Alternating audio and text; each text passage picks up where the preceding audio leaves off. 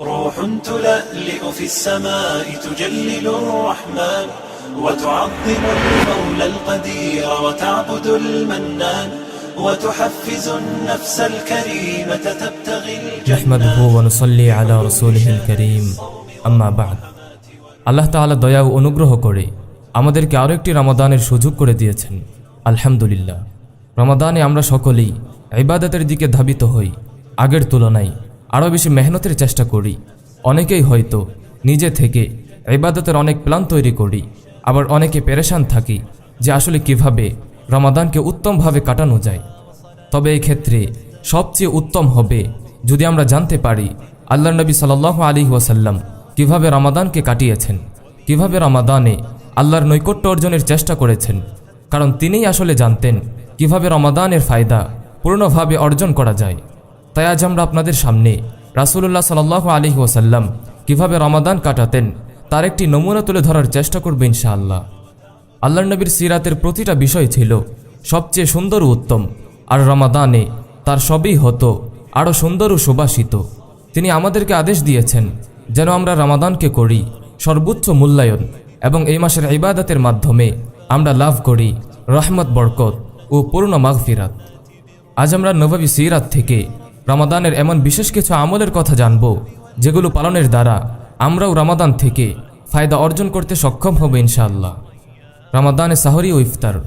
আল্লাহর নবীর সুন্নাহ ছিল রমাদানে দ্রুত ইফতার করা। তিনি খেজুর ও পানি দ্বারা ইফতার করতেন এবং ইফতার শেষে এই দোয়া পাঠ করতেন, যাহাবাদ যামাউ ওয়া বাতাল্লাতিল উরুকু ওয়া সাবাতাল আজরু ইনশাআল্লাহ। অপরদিকে সাহরির ক্ষেত্রে তিনি সর্বদাই দেরি করতেন, একেবারে শেষ সময়ে এসে অল্প সময় পূর্বে খানা খেতেন ও সবাইকে সাহরি খেতে তাহরিদ করতেন। সাহরিকে তিনি বরকতময় খাবার হিসেবে আখ্যায়িত করেছেন। রমাদানে কোরআন তিলাওয়াত। রমাদান কোরআনের মাস, কোরআন নাজিলের মাস। আল্লাহ তাআলা বলেছেন, শাহরু রমাদান আল্লাযী উনজিলা ফীহিল কুরআন হুদাল লিন-নাসি ওয়া বায়্যিনাতিম মিনাল হুদা ওয়াল ফুরকান। রমাদান মাসই হলো সেই মাস যাতে নাজিল হয়েছে কোরআন, যা মানুষের জন্য হিদায়াত এবং সত্যপথ যাত্রীদের জন্য সুস্পষ্ট পথ নির্দেশ আর ন্যায় ও অন্যায়ের মাঝে পার্থক্য বিধানকারী। জিবরিল আলাইহিস সালাম প্রতি রমাদানে আল্লাহর নবীর সাথে কোরআনের নাজিলকৃত অংশ তিলাওয়াত করতেন। এই মাসে পুরোটাই আল্লাহর নবী সাল্লাল্লাহু আলাইহি ওয়াসাল্লাম কোরআনের সাথে কাটাতেন। কিয়ামুল লাইলের তিলাওয়াতে পুরো রাত কাটিয়ে দিতেন, কারণ কোরআনই হচ্ছে এই মাসের মূল সুবাস এবং কোরআনই হচ্ছে এই মাসের মূল সৌন্দর্য। রমাদানের দান সাদাকা। আল্লাহর নবী ছিলেন সবচেয়ে দানশীল ও দয়ালু। বিশেষ করে রমাদান মাসে ইবনে আব্বাস রাদিয়াল্লাহু আনহু থেকে বর্ণিত একটি হাদিসে এসেছে, কানা রাসূলুল্লাহি আজওয়াদান নাস ওয়া কানা আজওয়াদা মা ইয়াকুনু ফি রমাদান। আল্লাহর নবী আলাইহিস সালাম ছিলেন সবচেয়ে দানশীল মানুষ এবং সবচেয়ে বেশি দান করতেন রমাদান মাসে। তিনি রোজাদারদেরকে ইফতার করাতেন এবং রোজাদারকে ইফতার করানোর ব্যাপারে ইরশাদ করেন, যে কোনো রোজাদারকে ইফতার করাবে আল্লাহ তাআলা তাকে মকবুল রোজার সওয়াব দান করবেন। রমাদান ইতিকাফ। ইতিকাফ হচ্ছে এমন একটি আমল যার ব্যাপারে আল্লাহ রাসূল সাল্লাল্লাহু আলাইহি ওয়াসাল্লাম বিশেষভাবে তাহরিদ করতেন।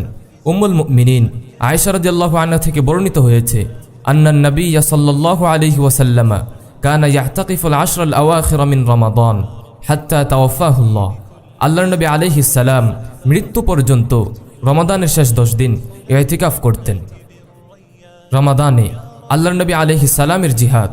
আল্লাহর নবী সাল্লাল্লাহু আলাইহি ওয়াসাল্লামের জীবনে রমাদান হচ্ছে জিহাদের মাস, রমাদান হচ্ছে বিজয়ের মাস। নবুয়তের যুগে রমাদানে ইসলামের দুটি মহান বিজয় অর্জিত হয়েছিল। একটি ছিল দ্বিতীয় হিজরির রমাদানে বদর যুদ্ধ, যে যুদ্ধকে আল্লাহ তাআলা সত্য মিথ্যার পার্থক্যকারী দিন হিসেবে গণ্য করেছেন। এই দিনে আল্লাহ তাআলা তার নবী ও মুমিনদেরকে শ্রেষ্ঠ বিজয় দান করেছেন। অপরটি হচ্ছে অষ্টম হিজরি রমাদানে মক্কা বিজয়, যে দিবসে হারাম থেকে সমস্ত শিরককে মিটিয়ে দেওয়া হয়, মানুষ দলে দলে ইসলামে প্রবেশ করতে থাকে এবং এই বিজয়কেই আল্লাহ তাআলা বানিয়েছেন জাজিরাতুল আরবের বাইরে ইসলাম প্রসারের মাধ্যম। রমাদানে কিয়ামুল লাইল।